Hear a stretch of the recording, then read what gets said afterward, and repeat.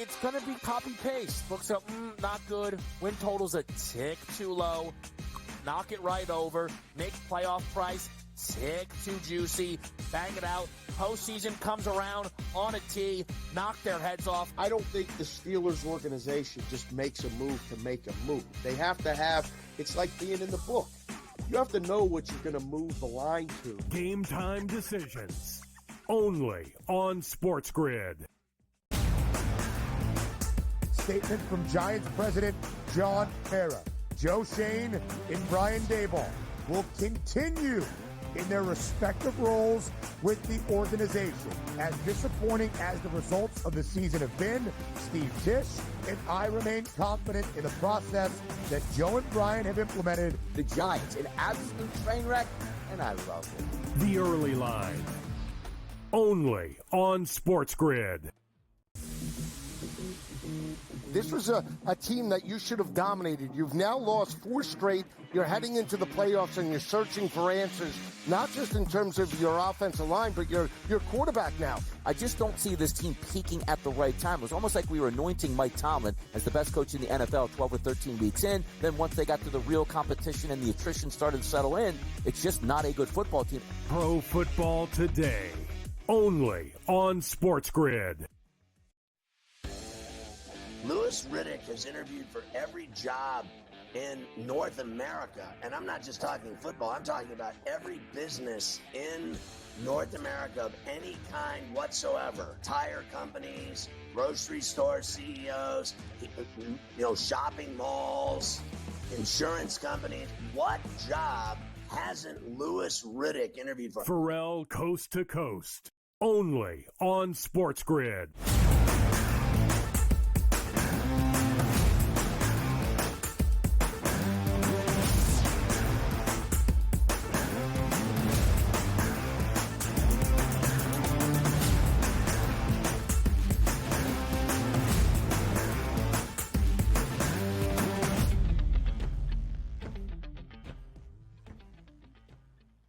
And welcome into the early line on this Friday now, January the 10th, as we have got so much going on around the sports landscape as we get that much closer to crowning a national champion. We had a great game in the Orange Bowl last night, one in which has sent Notre Dame to play for a national championship game in Atlanta for the first time since, forever, 2012. And tonight, we've got a Cotton Bowl matchup. Ohio State taking on Texas. 2 more blue blood programs get to go at it. We've got a ton in Wild Card Weekend coming up in the NFL. We'll break those games down, not to mention getting really good in college basketball, too, as conference play alive and well, and some huge matchups coming up this weekend here. We'll dive into that. We'll talk a little NBA. I'm Joe Ranieri. He is Mark Zinno. I mean, we got a little something for everybody this weekend, Zin. Yeah, jam-packed to say the least. And by the way, this week of the college basketball card has been phenomenal. Between Tuesday, Wednesday, Thursday, we had some huge major games going on in major conferences. It's been a lot of fun. So we're getting hot right at the right time in college hoops. And, with this Super Wild Card Weekend and the national championship coming up, it's going to continue. So great time of year to be on the sports betting calendar. Oh, it really is. Gotta love it here. And we just talked and finished up talking about the first game in Wild Card Weekend, that being Justin Herbert taking on C.J. Stroud, the Chargers and the Texans. The other game tomorrow, 8 o'clock Eastern Time kick, is going to feature, of course, 2 teams that know one another pretty well. The AFC North battle between the Pittsburgh Steelers and the Baltimore Ravens. Now, a lot of people have been gasping at the idea that the Ravens are almost a double-digit favorite here. The total, though, is really the thing that has seen the most steam throughout the week. This thing opened up 46 and a half. It is down to 43 and a half. This will be in Baltimore.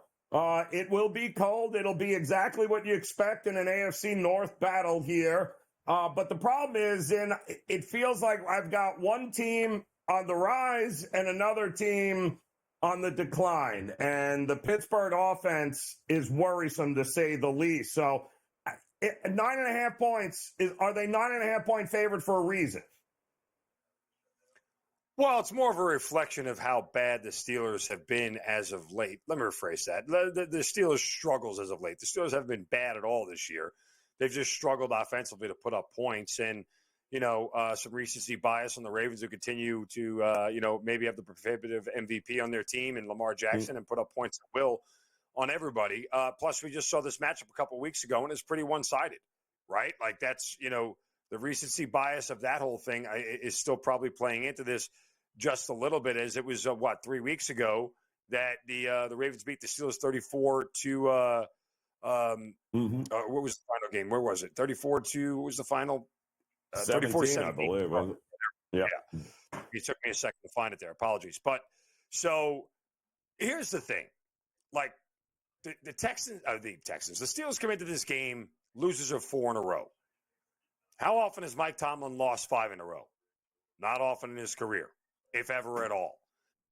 In the years I covered this Ravens team for a decade, I've never seen a spread this big between these two teams. And it certainly hasn't been this big in the last 4 or 5 seasons either. So it's pretty telling that odds makers are posting this number here. If the total is coming down, it's because people believe one of two things. The Steelers could keep this close and they're going to stay within a number, or it's a flat-out 30-7 blowout, and that's the end of it, right? Like, that's the only other way this thing stays under, because if the Steelers get to 17, it's got to go over. You can't get this. You're asking for a really tight window for this thing to fit in an under where the Steelers get more than 14 points. It's just really hard for them to do it because the Ravens are probably going to be pushing 27 or more higher. Now, that said, again, I look at the game, and is there a game script where the Steelers can figure out a way to win this? Absolutely they can. I mean, it's not in Pittsburgh, but these are two teams that know each other really, really well. And the other big part of this, Joe, is that Arthur Smith, the Steelers offensive coordinator, if he wants to continue to be named in head coaching circles here for another job, he's going to need to figure out a way for this team to score points this week. And that's ultimately what it boils down to against this Ravens defense. Yeah, I agreed with the total move. I thought it was too high to begin with, Zin. But I agree with it even more now that we have confirmed by John Harbaugh and the Baltimore Ravens that they will be without their top wide receiver here in Zay Flowers. He has been ruled out because of the knee injury that he sustained in that last game against the Cleveland Browns. I mean, this guy is a game changer, and you know what?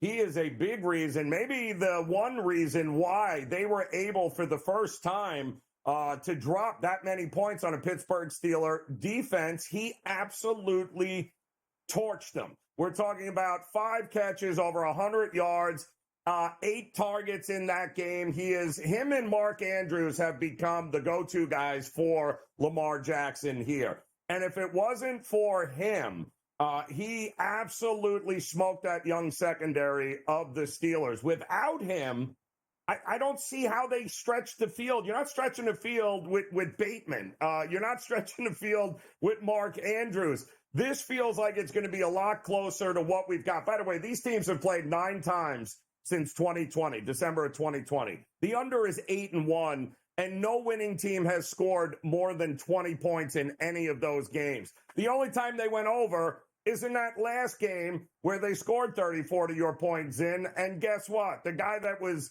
mostly responsible for helping them stretch the field is not playing in this game. I think that is a big loss for Baltimore. But having said that, Arthur Smith and Pittsburgh, we haven't seen them score more than 17 points. And that was against a terrible Cincinnati defense.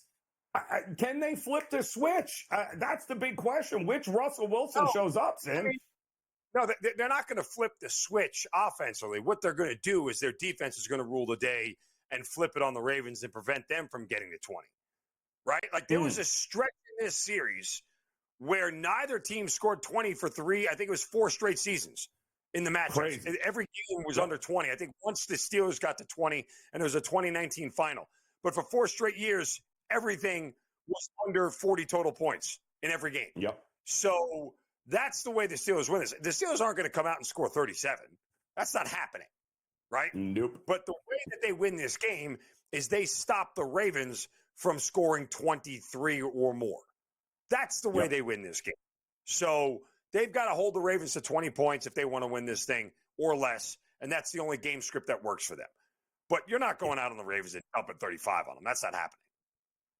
No. And again, without Zay Flowers, without somebody to be able to open everything up for everyone else, I think it's going to be a lot more of the Derrick Henry, Lamar Jackson, Mark Andrews, move the chains, time of possession. I think it's going to be a typical what we've gotten over the years between Harbaugh and Tomlin. And in fact, Lamar, too, if we look at some of his numbers here, over 1.5 passing touchdowns, 49.5 rushing yards seems a little light to me there. Does it not, Sin? I mean, again, typically against the Steelers, he hasn't had big games. Like these aren't eye-popping numbers that you see against the Steelers defense. So, they know him very well. They know what he does. They know how to spy him. They know when he takes off. They know when he doesn't. Mike Tomlin has been playing against this quarterback for a long time now. And the fact of the matter is that, if there's anybody who can lock him down, it's the Pittsburgh Steelers. Feels like a lot of unders possibly in this one here for Lamar Jackson and the props. Could be a good time for an anytime touchdown, though, with a few guys in that game. I can tell you this, in the Buffalo Bills and Denver game, the Broncos, we'll talk about that next. I think that's going to be the opposite of the Steelers and Ravens. We'll have more on that on the early line next here on the Grid.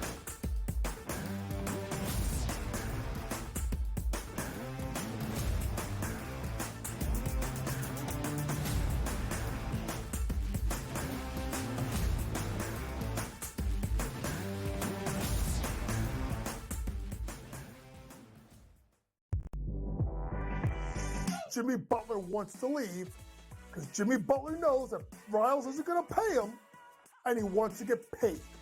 Simply put, if they would have given Jimmy Butler this contract extension in the summer when he asked, this wouldn't be happening. But Riles did it, and Riles wanted him to play. So now he's disgruntled because he wants out. Betting above the rim, only on SportsGrid. The Bostonian versus the book. I remember one time, I don't know if Kenny will remember this, I said put 100 on, I think I left it on a text, put 100 on this horse that won, and then Kenny called me back later and goes, hey, I never got the text. And I'm like, no. Oh yeah. Remember that, Kenny? I would never stiff anybody. He texted me as they're loading into the gate, maybe, like it's too late. The Bostonian versus the book. Statement from Giants president John Mara. Joe Shane and Brian Daboll will continue in their respective roles with the organization. As disappointing as the results of the season have been, Steve Tisch and I remain confident in the process that Joe and Brian have implemented. The Giants, an absolute train wreck, and I love it. The early line, only on SportsGrid. It's going to be copy-paste. Books up, not good. Win total's a tick too low. Knock it right over. Make playoff price tick too juicy. Bang it out. Postseason comes around on a tee. Knock their heads off. I don't think the Steelers organization just makes a move to make a move. They have to have, it's like being in the book. You have to know what you're going to move the line to. Game time decisions, only on SportsGrid.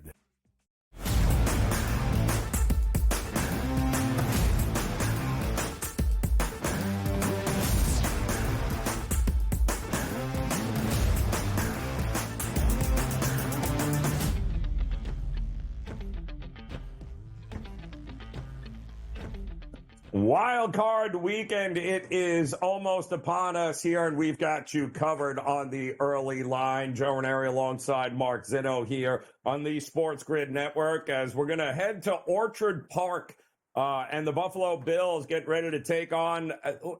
I got nothing but good things to say about what Sean Payton and Bo Nix did together this year. Rookie quarterback. Nobody saw them winning even 6 games, much less 10 games, and finding themselves in a spot here as in a playoff game. But that's exactly where they are. we saw Buffalo get steamed up early in the week.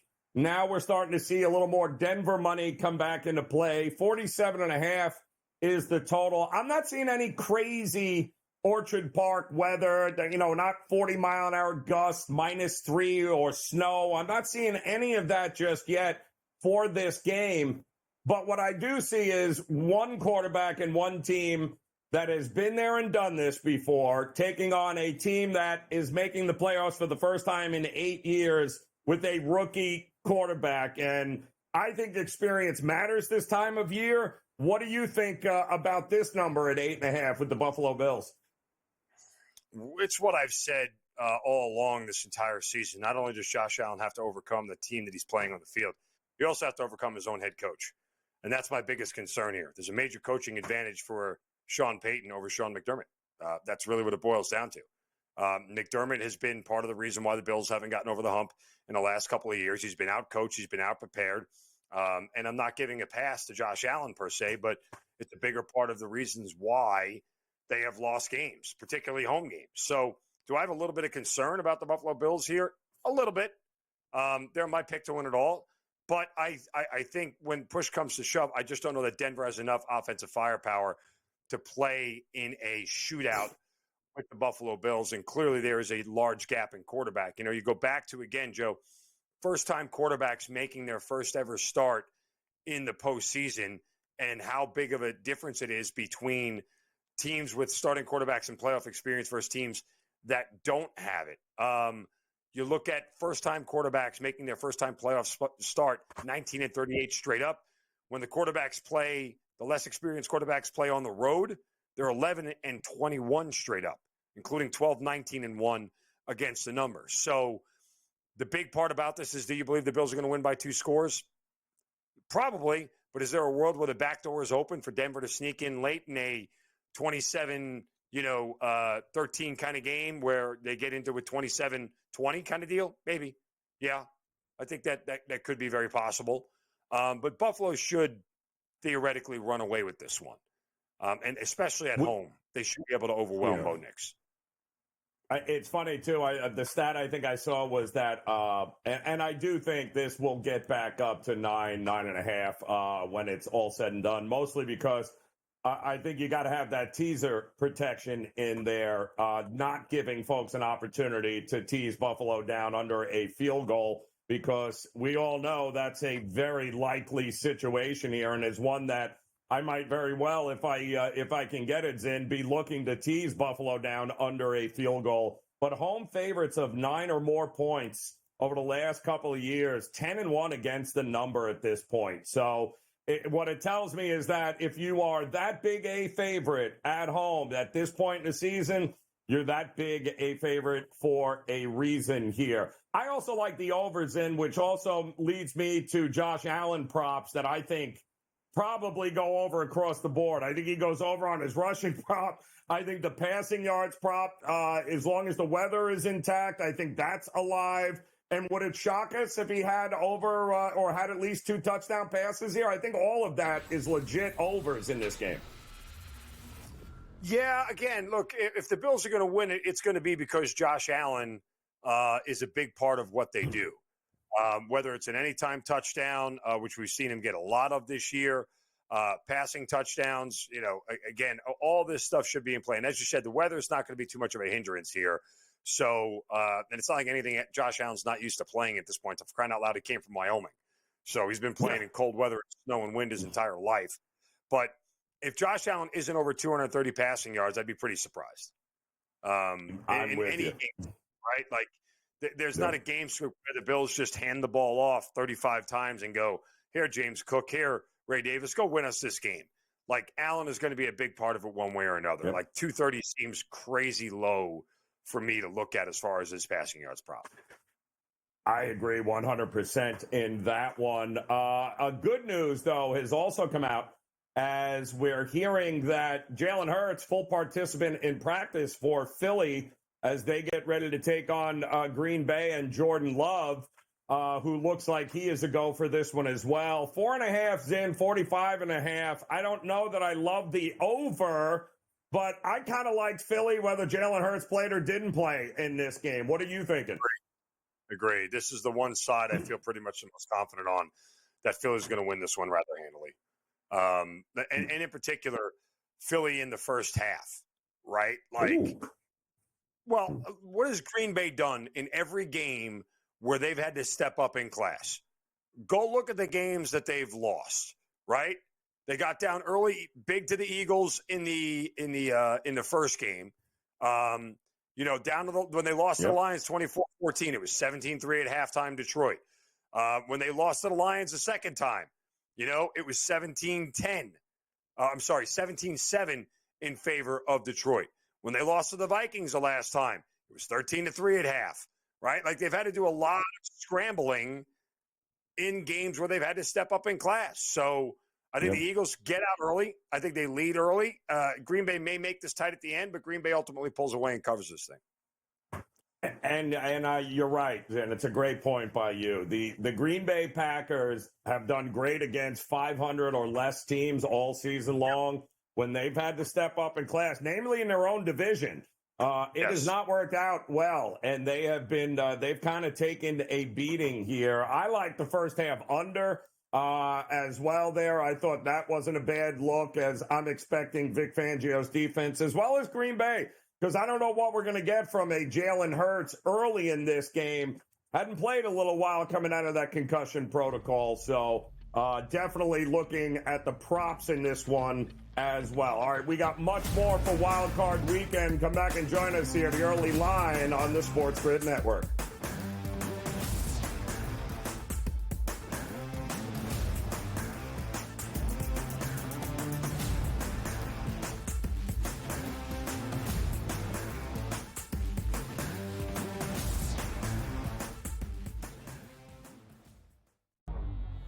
Two guys that can do it all. Too much electricity this morning. This is a good time. We're having a lot of fun. I had to do a triple take. Ka-ching! Why? Because of parity. I didn't mean to offend. Yeah, it's not going to happen. Load management is a dirty word. Let him rip. You know what? Circumstances provide the results. What? How do you do this one? Oh, Donnie, you got such a good show there. A network that is booming. The Early Line, only on SportsGrid. It's going to be copy-paste. Books up, not good. Win total's a tick too low. Knock it right over. Make playoff price tick too juicy. Bang it out. Postseason comes around on a tee. Knock their heads off. I don't think the Steelers organization just makes a move to make a move. They have to have, it's like being in the book. You have to know what you're going to move the line to. Game time decisions, only on SportsGrid. Louis Riddick has interviewed for every job in North America. And I'm not just talking football. I'm talking about every business in North America of any kind whatsoever. Tire companies, grocery store CEOs, shopping malls, insurance companies. What job hasn't Louis Riddick interviewed for? Pharrell Coast to Coast, only on SportsGrid. Wild Card Weekend kicks off with pro football today at 10 a.m. And SportsGrid will have you covered the entire way. Join in-game live during the Chargers and Texans matchup at 4 p.m. for in-game betting opportunities. And right after, the Steelers and Ravens continue their historical division rivalry. Take a look at some in-game betting opportunities in terms of the prop market. Don't miss a second, only on SportsGrid.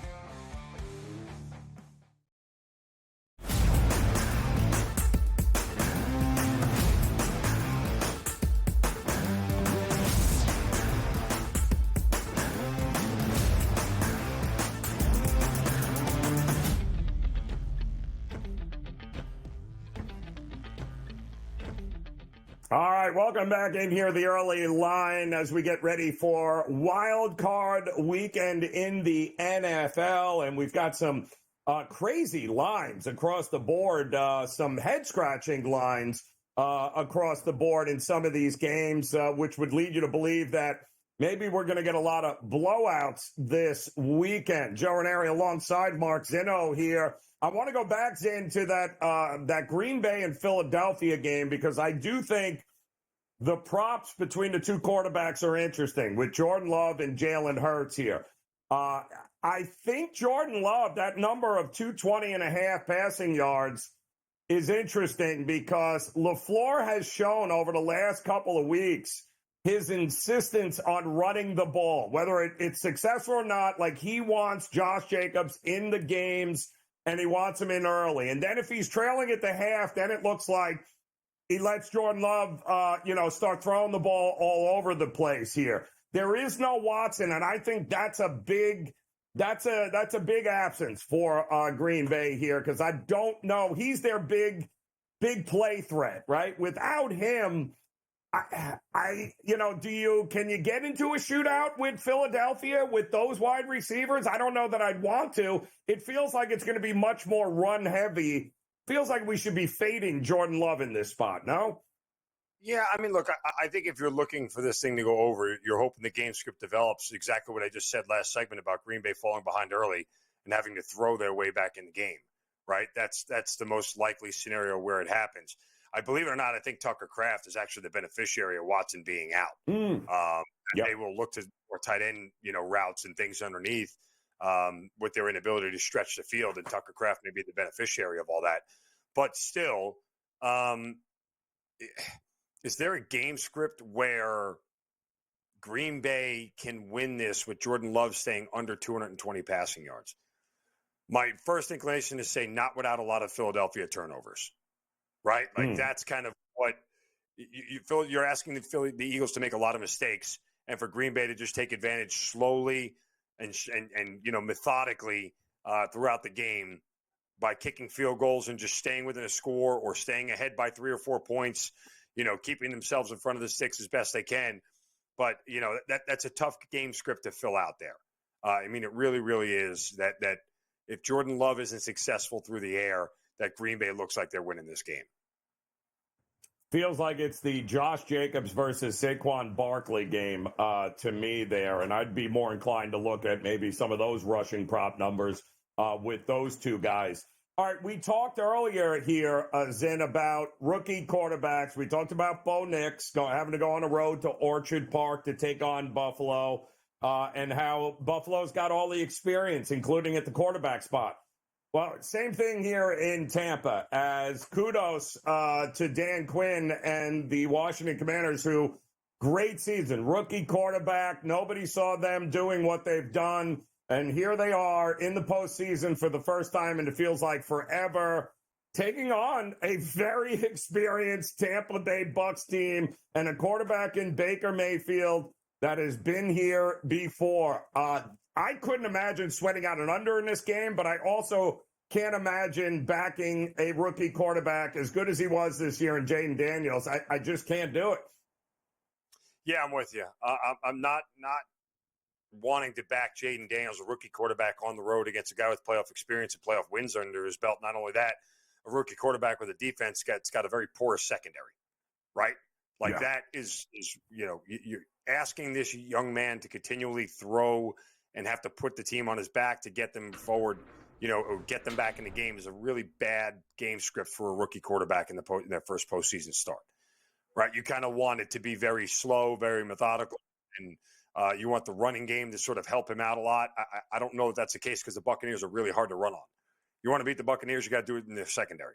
And that's not to say Jaden Daniels is incapable of doing that. But, again, there's going to be some nerves, some jitters for him going into this, starting this game and trying to win the thing. So, again, I am someone who looks at things from a game script perspective, and I try to write a game script for the Commanders here to be able to win this thing. And I just don't know if it's one that they do well, which is rely on the run, rely on the defense, and get to Baker Mayfield, right? Like they don't really have a consummate pass rush that's going to make Baker Mayfield uncomfortable and force him into some mistakes. If you can do that, you got a shot to be in this game. Yeah, Mike Evans, they're hoping to get Marshawn Lattimore back. The Commanders are. That'll be fantastic, seeing those two line up against one another, as well as Jalen McMillan. We'll have more on this. We'll welcome in our good friend Mike Blewitt next here on the Early Line.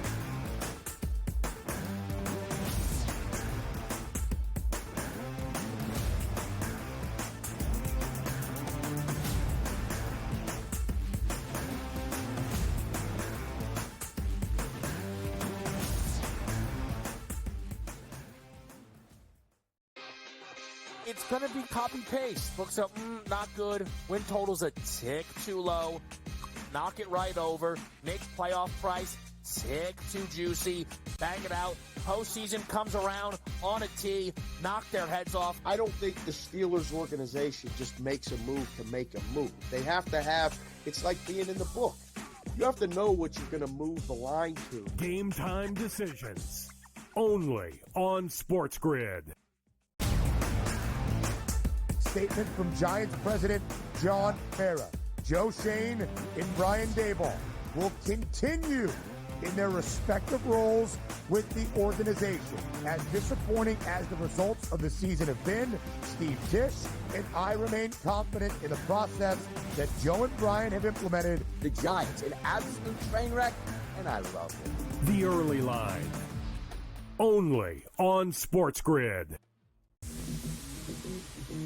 This was a team that you should have dominated. You've now lost 4 straight. You're heading into the playoffs and you're searching for answers, not just in terms of your offensive line, but your quarterback now. I just don't see this team peaking at the right time. It was almost like we were anointing Mike Tomlin as the best coach in the NFL 12 or 13 weeks in. Then once they got to the real competition and the attrition started to settle in, it's just not a good football team. Pro Football Today. Only on SportsGrid.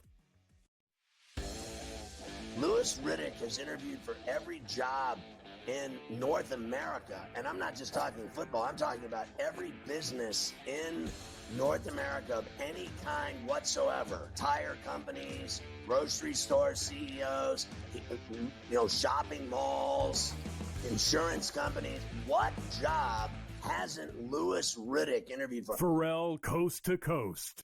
Only on SportsGrid.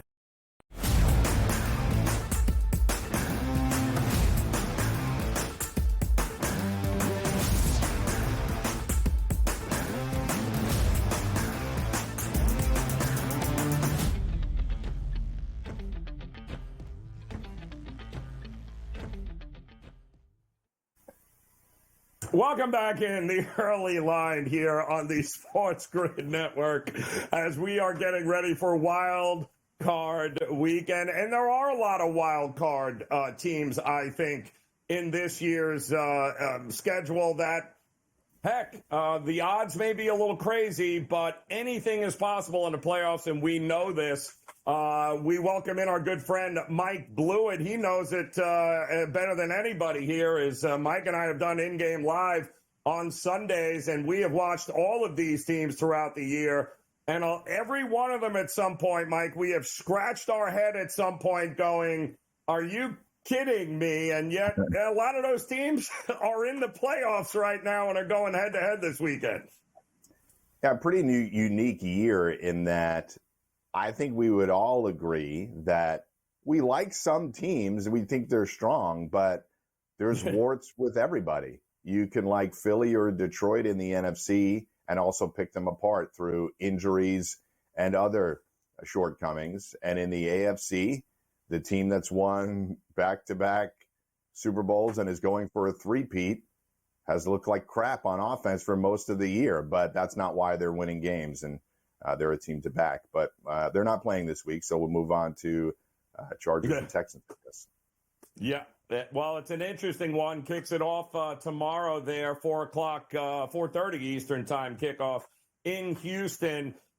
Listen, I don't know if Houston all of a sudden can figure out the offensive line issues and protect Stroud. I have a feeling, Mike, that if they can't, we're going to get much of the same from this Houston team against the better competition, which is not a great look, especially in the second half. But it's holding strong. 2.5, 3 is what the Chargers are as a road favorite. Are you buying them?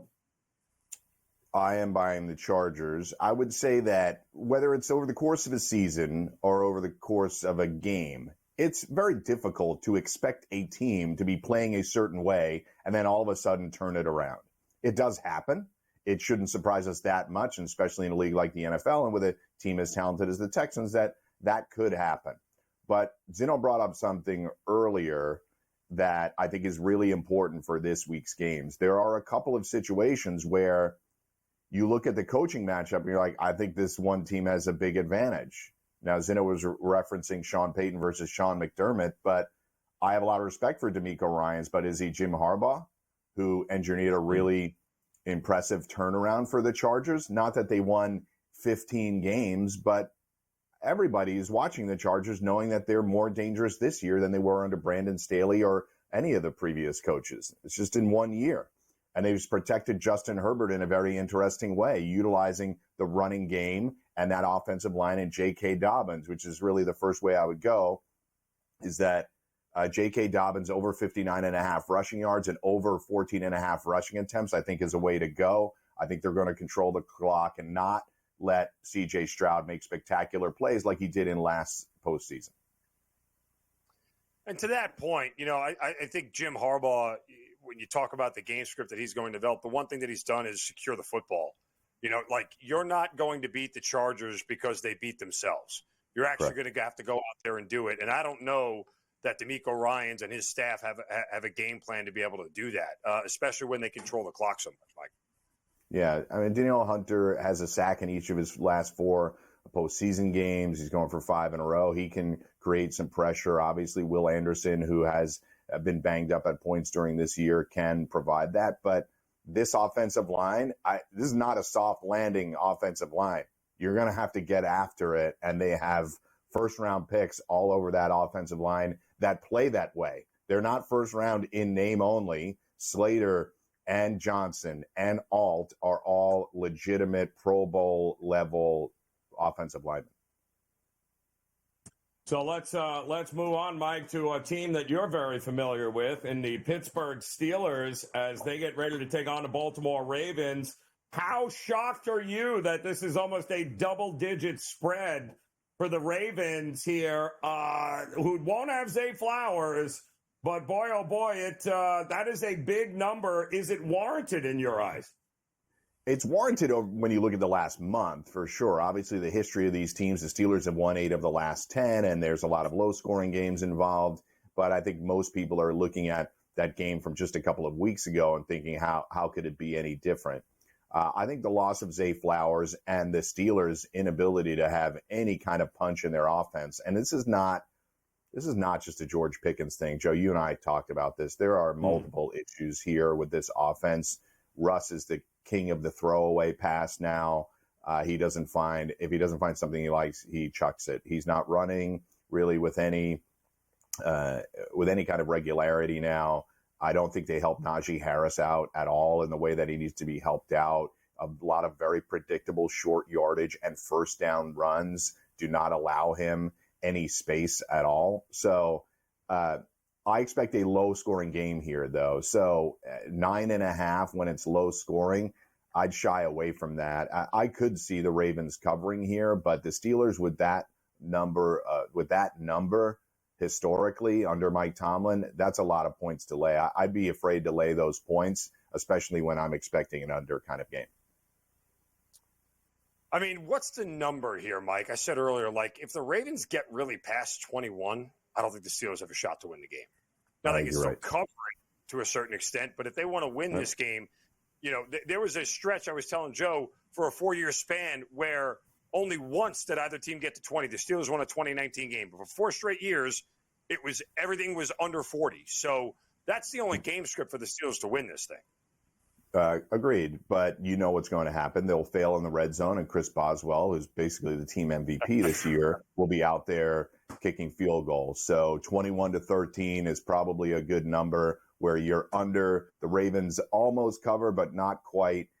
So that's really the heart of it. And the three of us talk about this a lot. If you're expecting an under game, you can't lay this level of points. You want the Ravens 20-10, and you want to thread the needle on an under and a cover. Be my guest is just a very difficult thing to do.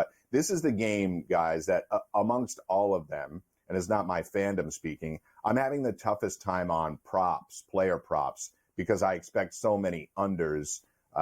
You can certainly bet unders on Najee or Derrick Henry, whose number is all the way up to 100. The Steelers have been pretty good in containing him historically, but he did get over that number the last time they played. So should be a good one there. I know a lot of folks and the money's come rolling in on Denver here as the underdog, taking on Josh Allen in Orchard Park, down to 8.5, as high as 9.5 during the week here, Mike. 47.5 is the total. I think that number is a little low. What do you think of this game? Yeah, I think it could be. Obviously, the elements could play a factor. This is the one that you and I will have live on Sunday.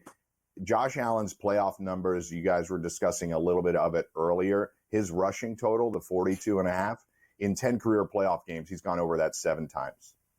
And he's done it both times last year. The year before that, when the offense completely fell apart and was broken and they got blown out by Cincinnati, those 2 games, Josh Allen didn't hit it. So you have to think when the offense is rolling in any kind of way, they're going to lean on him to be over that 42.5 rushing yards. He's got spectacular numbers really through the postseason. Generally not his fault that they've lost some of these postseason games. And I think Zin brought up a really good point about Sean Payton, but I don't think the Bills have to be that creative to win this. The defense is better than it was a year ago. They just have to do the basics here. It's not a spectacular receiving core, eye-popping names, but it's been effective when they need it, and they utilize backs, tight ends, receivers, all the same. All right, we'll take a look here when we get back, Mike, at some of the current AFC Championship odds, and then we'll focus on these NFC games that are coming up. Also some interesting spreads in those as the early line continues next here on the Grid.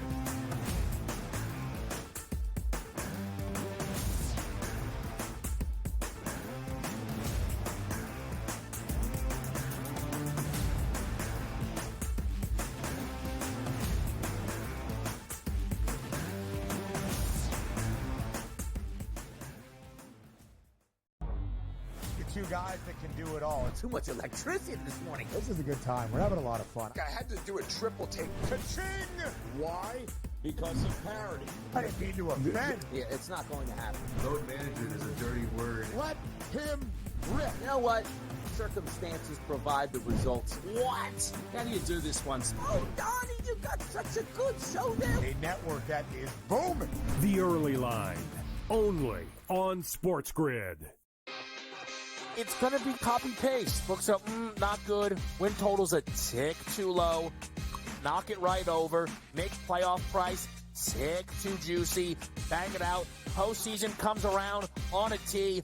Knock their heads off. I don't think the Steelers organization just makes a move to make a move. They have to have, it's like being in the book. You have to know what you're going to move the line to. Game time decisions, only on SportsGrid.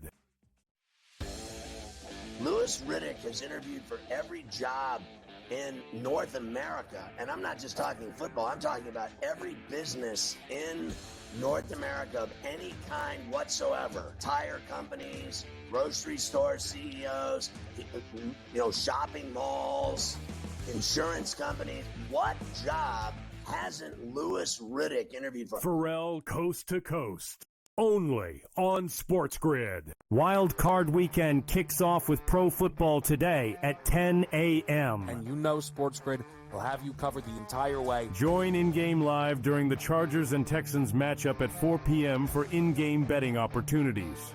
And right after, the Steelers and Ravens continue their historical division rivalry. Taking a look at some in-game betting opportunities in terms of the prop market. Don't miss a second, only on SportsGrid.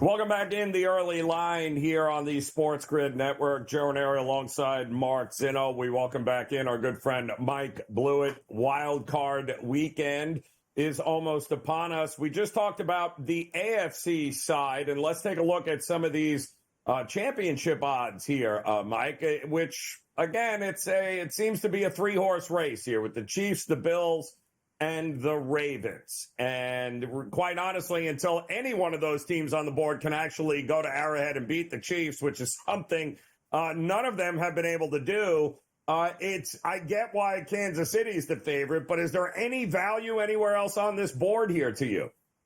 Not much. I mean, certainly it is a 3-horse race. I'd be stunned if any of the other 4 teams advanced even to the AFC Championship game. So I think it's those 3. None of us should be stunned if any of these 3 teams make it. The Chiefs have not looked like their best version of themselves this year. I picked them preseason, as you did, Joe, to go to the Super Bowl. I'm still expecting that, but my confidence level has dropped some. I think the odds are indicative of that. Lamar, had he not won last year or won previous MVPs, Lamar is probably the MVP of the league based on his efficiency and some of the numbers that he's put up this year. I think the story has the hay in the barn for Josh Allen to win it. But that's kind of the story. Both of those guys are MVP candidates and can carry the teams. If I were betting on someone other than the Chiefs, it would probably be the Bills. The Ravens have fixed some of the problems defensively that plagued them earlier in the year. But it's still in the back of my head that the defensive backfield has not played up to the level that was expected over the course of the season. They have played that way, though, in the last 4 to 6 weeks. So it's a Super Bowl quality team. All 3 of them are. All right, so let's look here. Sorry, Joe. I just wanted to throw one quick on the props. Look, if the Chargers get past the Texans, right, and both the Ravens and Bills win, you get 1 versus 4, 2 versus 3. The Chargers are playing a division opponent. To a certain extent, Mike, there is a coin flip nature to that when they go to Kansas City and play the Chiefs. Would it shock you if the Chargers upset the Chiefs? Surprise me, yes. Shock me, no. I think that's fair because especially in the manner in which the Chargers would likely beat them, which is to make it a 1-score game with 5 minutes left, and then anything can happen. A blocked field goal, a tip pass. That's the way the Chargers really want to win most of their games. They'd like to put you away earlier. Which coach do you trust? The coach you would trust the most out of all of them, out of the guys who aren't Andy Reid, whether it's Harbaugh, McDermott, or John Harbaugh, I would trust Jim Harbaugh over the rest of them to go and topple the Chiefs. That's a good question. It's hard to not say John too. That's a fair argument and a fair debate. He's never done it. Didn't do it last year in his own building. Yeah, I think that's fair. Yeah, Jim would make it a rock fight. The Chiefs are comfortable in rock fights, though. That's the problem. Every time we have this sort of circular argument, you're like, people are bashing the Chiefs all season for, they should have lost the Broncos game and they should have lost this. And it's like, all right, at the end of the year, they won 2 Super Bowls in knockdown, drag-out type of games, pushing it to overtime, kicking field goals, and getting stops. It's wild, the manner. I've said this a bunch of times on the show. The presence of Patrick Mahomes often distracts people from the quality of the other parts of the team. Special teams, their defense, good at all 3 levels, Chris Jones, Nick Bolton, Trent McDuffie, and more. I just think that they would be comfortable in the rock fight, but I like the way you posed it because I think the Chargers wouldn't mind being in that same scenario with them. Yeah, somebody's got to beat them. If not, it's they're holding the trophy again there. NFC, Green Bay against Philadelphia in wild card weekend here. Jalen Hurts back in play here at quarterback for the Eagles. Mike, what do you think we're going to get here? Heard you guys talking about it earlier. The only way I feel like the Packers can do this is getting out to a huge start. And specifically Jordan Love, not like a Josh Jacobs, we're controlling the clock. That would be interesting. But Philly doesn't get nervous in those scenarios because they're going to do it right back to you and hold the ball for 9 minutes on a touchdown drive. So it's Jordan Love getting the ball out to Reed. Dobbs, obviously Watson's out now, and getting him going early. Joe, the reason we've been frustrated with Green Bay recently is they're getting off to these bad starts, and Love isn't getting involved early. I don't think they need to establish the run. If I'm Green Bay, I'm out there. My first 15 plays are a lot of passes to a lot of different receivers. Yeah, I think I'm looking right now. Like it's they moving don't have- too, the line. It's actually 5.5 now. We're starting to pop up. So the more Eagle money that comes in, the more it's going to be very interesting to see. Can Green Bay, can they win a game the Eagle way? I think is the big point, Zin. Can they grind out a win against the team that can grind it out, Zino? I don't know. Yeah, I mean, again, I'd hate to say it, but the way to beat the Eagles sort of is through the air, and then loosen up the run game a little bit. You know, like it's you have to force them to play from behind and get them in a negative game script. If they can just rely on Saquon with a lead, you may be dead in the water. Like just from a pure grinded out perspective, like, you know, you can't sit back and hope that the Eagles go 3 and out and you can stop Saquon. You've got to attack through the air and try to get a lead and try to take Saquon, you know, running on first and second down out of the game plan for Philadelphia. You got it, Mike. You got to want it. Do I want a shootout if I'm Green Bay? Hell yeah. Yes. Definitely. Yeah. You do. Absolutely. Yeah. Yeah. You're not you want to force Philly to have to score points with you. I'm not saying it's going to be easy to do, and the range of outcomes is low for this, but I think absolutely you want to be pushing. You want to get Philly's defense off the field and score points. It's going to be interesting. So is Washington, Tampa. We'll talk about that next here on the early line.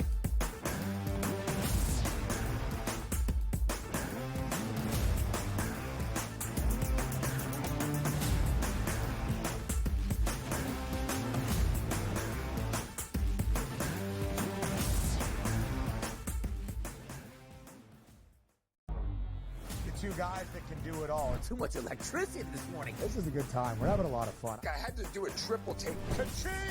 Why?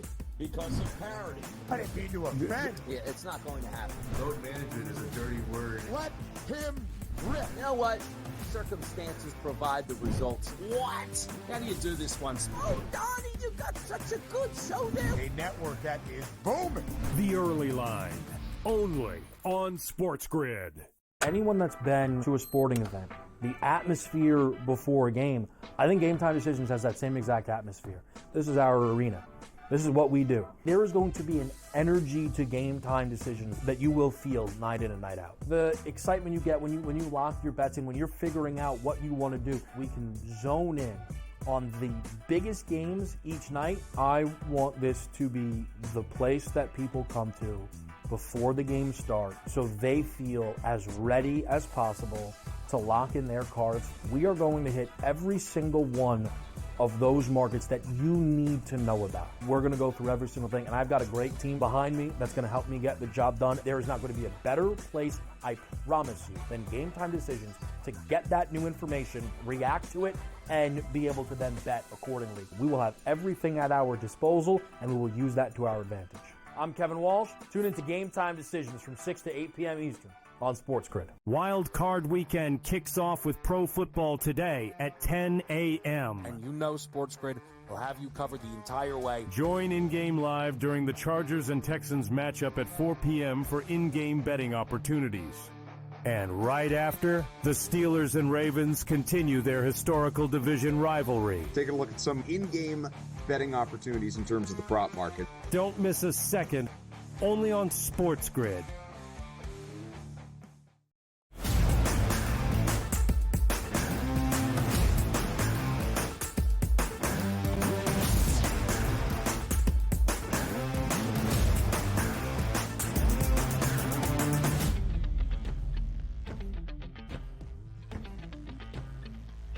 All right, welcome back in the early line here as we get ready for Wild Card Weekend. Mike Blewitt in the hot seat here with us. And Mike, let's go down to Tampa where we got another one of these situations with a rookie quarterback taking on a very experienced quarterback and experienced playoff team in Tampa Bay. It's a field goal. What do you think we're going to get here?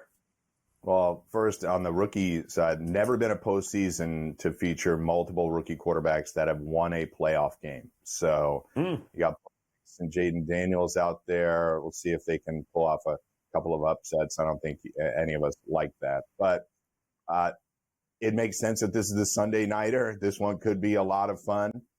I think I probably am in line with Zen in saying that putting Jaden Daniels in this scenario where he's in a full shootout with Baker, he'll probably feel comfortable at some point in it, but you're asking a rookie to try to stay clean on the road in a playoff game and not turn the ball over, and that would be really tough if he's playing from behind.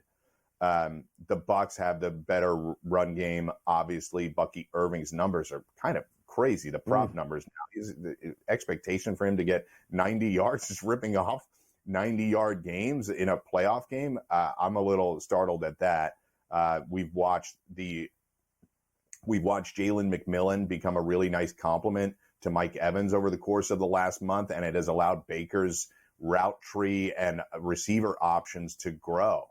Not only are they throwing the ball to Bucky Irving and Jalen McMillan and Mike Evans, but they've had other players as well step up. So this is a tough one. I do expect points in it, but I'd have to side with the Bucs just because they have experienced players that have been here before. Washington has obviously only won one playoff game this century. So the Bucs at least have had guys that have been here before.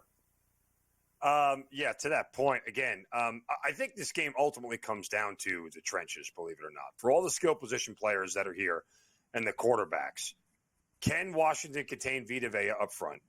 Can they have any success running the football against a very stout front seven of the Buccaneers?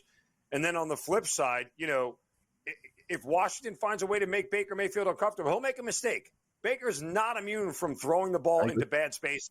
And so really, I think that's what it boils down to here, Mike, is whoever wins the game up front, to me, is really ultimately going to tell you how this game's going to unfold.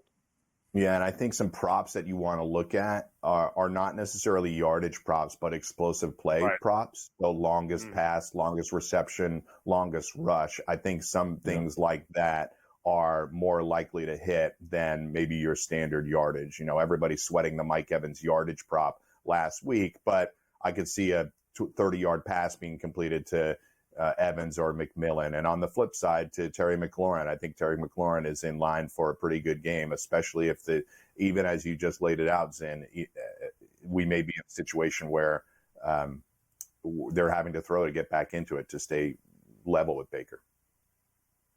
So, Mike, Monday night, and in response, of course, to the wildfires that are going on in the Los Angeles area, the NFL has stepped in, moved this Vikings-Rams game to Glendale, where the home of the Arizona Cardinals. We're starting to see a little more Minnesota money come in, total still hovering around the same. I don't know that going from one indoor stadium to the next indoor stadium is a big difference, but what do you think in this one? Yeah, I don't think it's much of an impact at all. The Rams aren't known to have much of a fan base, and if the Vikings fans were going to go to L.A., they'll probably end up in Arizona. Obviously, my thoughts go out to everybody that's suffering in L.A., and let's do everything we can to help out that community. But I feel like there's a lot of Rams support, Joe. I'm going to stick to my guns on the Vikings. I talked a lot about them last week. I think there's an expectation that the Rams are going to come in here and make Sam Darnold's life miserable like the Lions did. And that is the way that they will win this game, if they can do that. But I'm going to stick with the Vikings over the course of the season. I think they've been the better team. I expect a really fun game in this one, but I'll stick with the Vikings getting the win. Oof, yeah, my goodness. Kind of with you. I'm kind of with you. Yeah. As much as Sam Darnold making his first ever playoff start doesn't feel like rookie making a playoff start, if that makes sense. Yeah, the Vikings have just proven over the course of the year, offensively and defensively, while they're not maybe as flexible as the Lions and Philly, they're a very flexible team. And they can beat you a lot of different ways. Low-scoring games, high-scoring games, they're in the mix. And Stafford is a very worthy opponent, but I think the Vikings get it. Wild card weekend, it's almost here. Mike Blewitt, we appreciate the time as always. The early line continues here on the grid.